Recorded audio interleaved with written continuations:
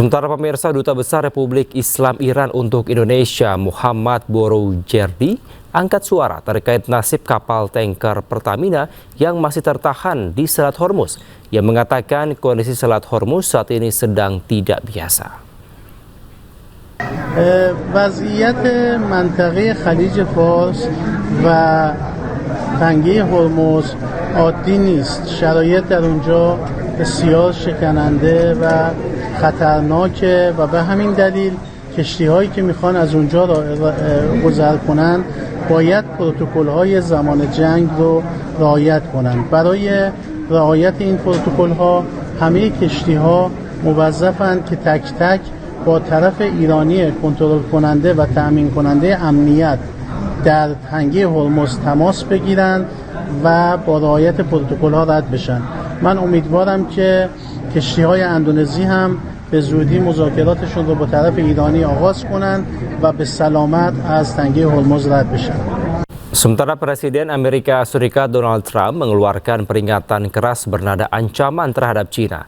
Trump menyebut China akan menghadapi masalah besar jika benar-benar mengirimkan bantuan senjata ke Iran.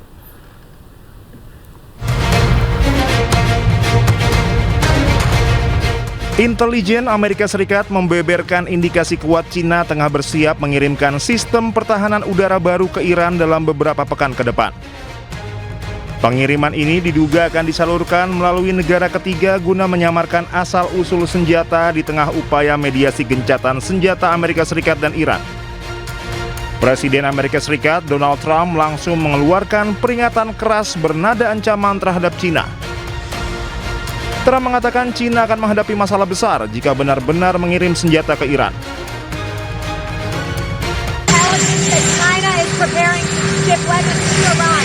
Well, if China does that, China's going to have big problems, okay?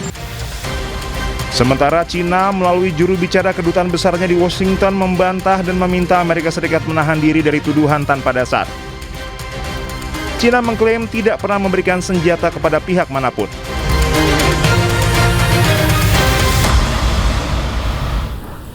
Pemirsa, kami akan segera kembali, tetaplah di Breaking News.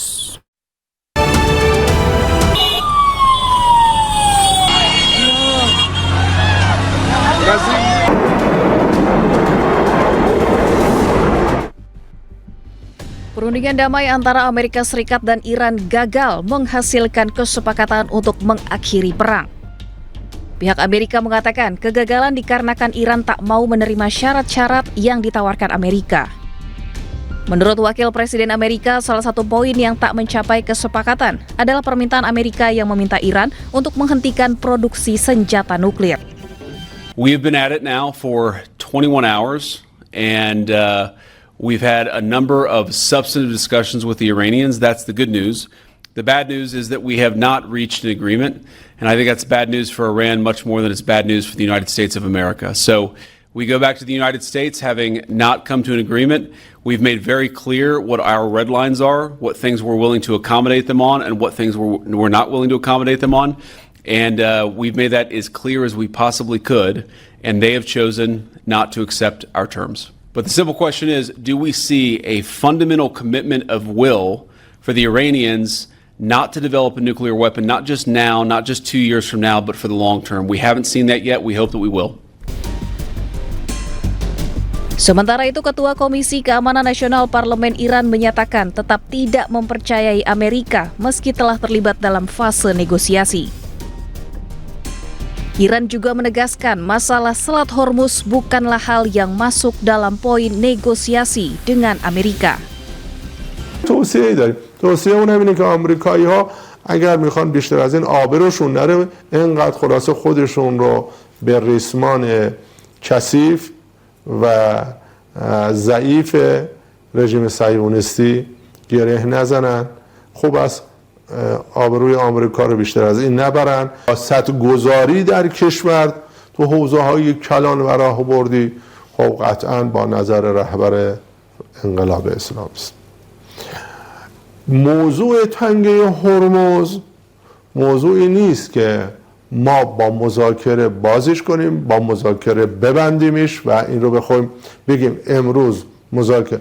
اون یک آبراهی است متعلق به ایران اسلامی و سالهای سال ما با گذشت و با مدارا با مهمان نوازی گذاشتیم، اومدن رفتن. الان میخوام از این حق مسلم Perundingan yang dimediasi Pakistan antara delegasi Iran dan Amerika digelar di Islamabad pada hari Sabtu. Pembicaraan ini dilakukan setelah gencatan senjata bersyarat selama 2 minggu. Usai perundingan gagal, Wakil Presiden Amerika Serikat J.D. Vance meninggalkan Pakistan pada Minggu pagi. Wakil Presiden J.D. Vance diantar sejumlah pejabat Pakistan saat akan naik ke pesawat di Pangkalan Udara Nurkan pada Minggu pagi waktu setempat.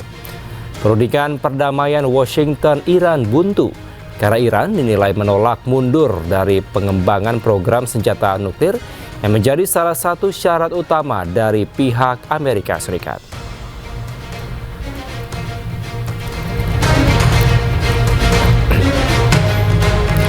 Pemirsa, tim penyelamat dikerahkan di seluruh Kiryat Shmona Israel menyusul serangan yang diluncurkan dari Lebanon.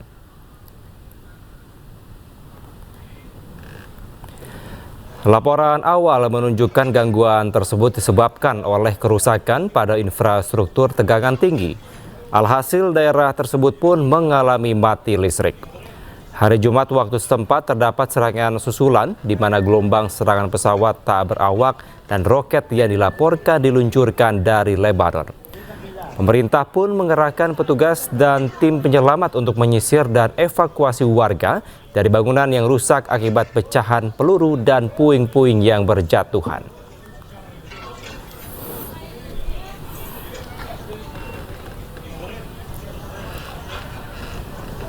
Pemirsa, militer Israel terus melanjutkan operasi melawan Hizbullah dengan menyerang 120 target di Lebanon dalam 24 jam terakhir. Akibat serangan, sejumlah bangunan dan fasilitas umum rusak.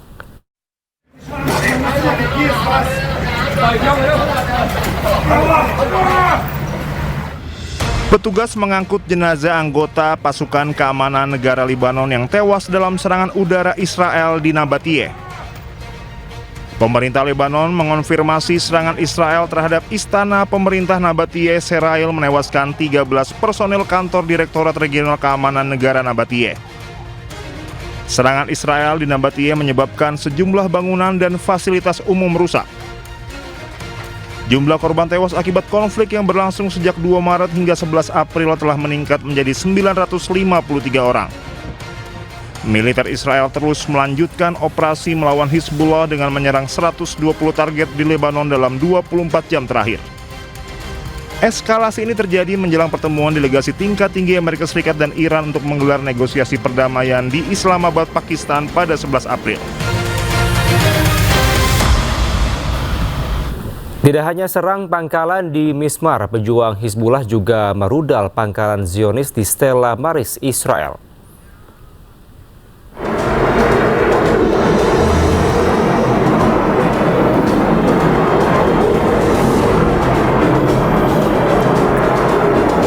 Pejuang Hizbullah terus menggempur pangkalan-pangkalan militer Zionis Israel di perbatasan Lebanon Selatan. Serangan ini terus dilakukan meski gencatan senjata Iran dan Amerika Serikat sedang berlangsung. Pejuang Hizbullah terus melakukan gempuran terhadap Israel usai serangan bertubi-tubi ke Lebanon.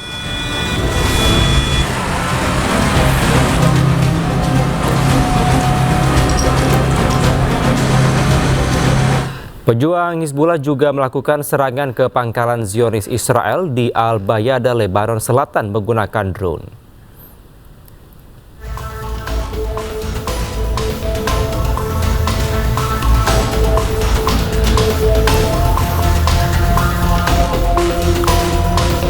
Hizbullah merilis video serangan drone yang menargetkan militer Zionis Israel.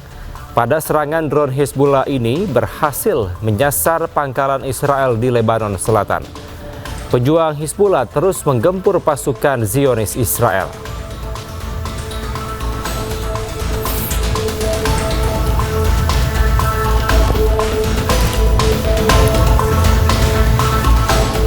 Pemirsa, Hizbullah meluncurkan serangan roket yang menyasar Kiryat Shmona, salah satu kota di perbatasan Israel Utara.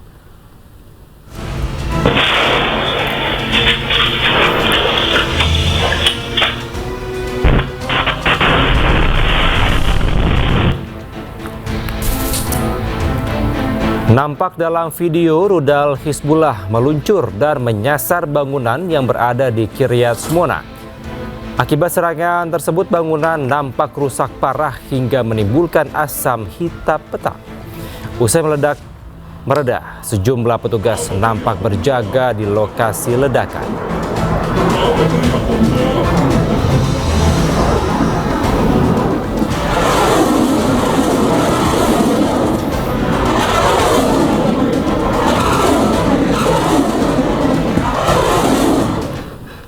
Sejumlah rudal diduga berasal dari organisasi militer Hizbullah meluncur di atas langit Israel dan meledak di udara.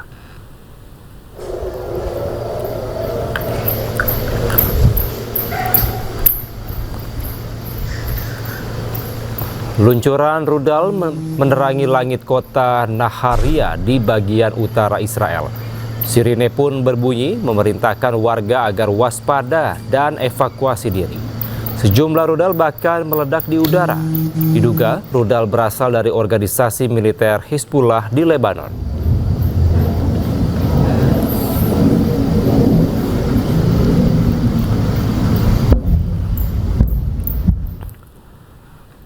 Serangan pejuang Hizbullah ke sejumlah wilayah di Israel membuat hancur lebur akibat rudal. Serangan ini merupakan serangan balasan yang dilakukan oleh Israel.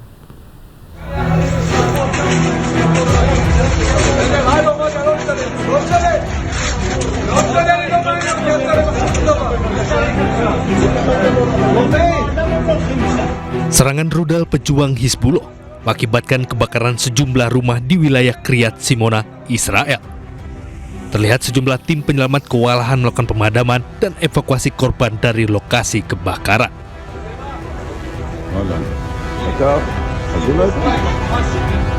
Selain itu, dampak serangan rudal Hizbullah juga terjadi di kota Saget, Israel. Belasan kendaraan hancur dampak serangan rudal dari pejuang Hizbullah. Selain itu, dampak serangan rudal ini membuat warga berkumpul melihat lokasi serangan.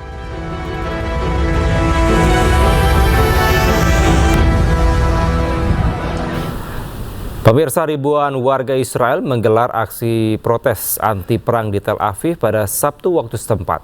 Warga Tel Aviv menyuarakan penolakan terhadap perang yang dinilai tidak memiliki arah penyelesaian yang jelas.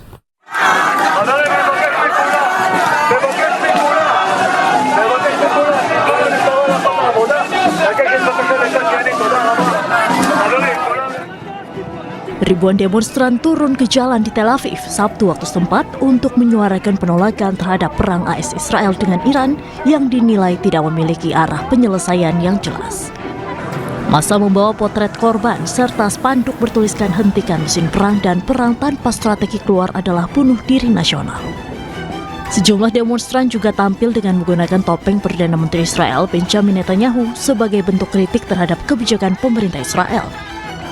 Aksi protes ini sempat diwarnai ketegangan dengan aparat kepolisian mengawal dan mengamankan sejumlah demonstran yang terlibat adu argumen di lokasi. Salah satu peserta aksi menyebut jumlah penentang perang terus meningkat dari hanya puluhan orang di awal konflik hingga kini mencapai ribuan. Ia menyampaikan saat ini persentase masyarakat yang mendukung perang turun menjadi 50%, bahkan mewakili mayoritas suara publik. Aksi protes ini digelar bersamaan dengan momen negosiasi damai antara delegasi Amerika Serikat dan Iran yang dimediasi Pakistan berlangsung di Islamabad.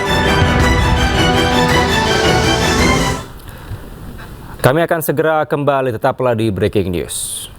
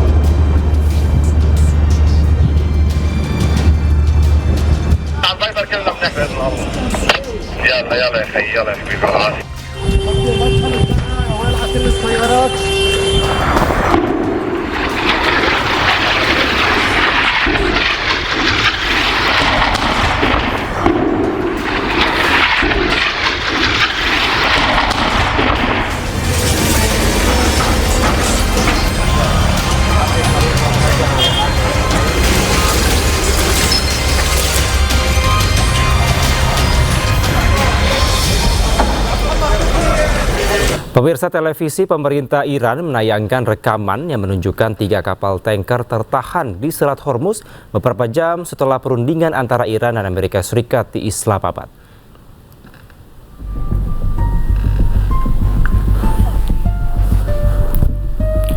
Menurut laporan kantor berita Iran, kapal tanker super berbendera Liberia Serifos bersama dengan kapal tanker super berbendera China Cosper Lake dan Heronghai sebelumnya meninggalkan pelabuhan London dengan melewati Pulau Larak di Iran. Masing-masing kapal tanker yang terhenti membawa hingga 2 juta barel minyak mentah. Hal tersebut terjadi setelah negosiasi antara Amerika Serikat dan Iran berakhir tanpa kesepakatan. Kapal-kapal yang tertahan menegaskan bahwa kondisi Selat Hormuz belum menentu. Iran masih menerapkan protokol ketat untuk setiap kapal yang melintas.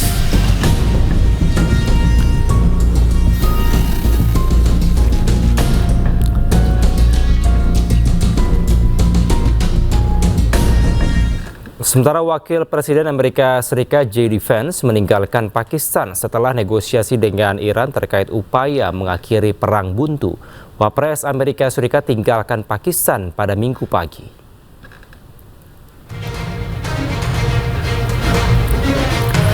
Wakil Perdana Menteri dan Menteri Luar Negeri Pakistan Muhammad Ishaq dan Kepala Staf Angkatan Darat Marsikal Lapangan Asim Munir mengantar J.D. Vance saat naik ke pesawat di Pangkalan Udara Nur Khan. Wakil Presiden Amerika Serikat J.D. Vance meninggalkan Rawalpindi pada Minggu pagi setelah perundingan perdamaian Washington-Iran buntu. Iran dinilai menolak mundur dari pengembangan program senjata nuklir yang menjadi salah satu syarat utama dari pihak Amerika Serikat.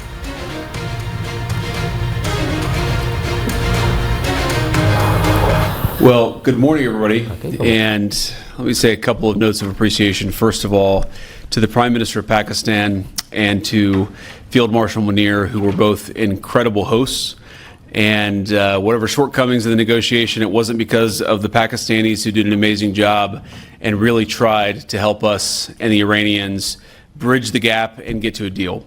We have been at it now for 21 hours, and we've had a number of substantive discussions with the Iranians. That's the good news. The bad news is that we have not reached an agreement, and I think that's bad news for Iran much more than it's bad news for the United States of America. So we go back to the United States having not come to an agreement. We've made very clear what our red lines are, what things we're willing to accommodate them on, and what things we're not willing to accommodate them on. And we've made that as clear as we possibly could, and they have chosen not to accept our terms. Juru bicara Kementerian Luar Negeri Iran, Ismail Baqai, komentari negosiasi dengan Amerika Serikat di Islamabad. Menurut Ismail, dalam sejumlah hal penting, pandangan kedua pihak sangat berbeda, sehingga wajar jika perundingan damai antara AS dan Iran gagal hasilkan kesepakatan untuk akhiri perang. یعنی دیروز صبح که با گفتگوهای غیر مستقیم تبادل پیام بین دو طرف شروع شد از طریق میانجی پاکستانی تا الان بیوقفه ادامه داشت. در طول شب باز گفتگوها ادامه داشت در مورد طیفی از موضوعاتی که هم در پیشنهاد دهبندی ما مطرح شده بود و هم نکاتی که طرف مقابل داشت. در مورد یک سری از موضوعات ما به تفاهم‌هایی رسیدیم واقعیت، اما در مورد 2-3 موضوع مهم خب دیدگاه‌ها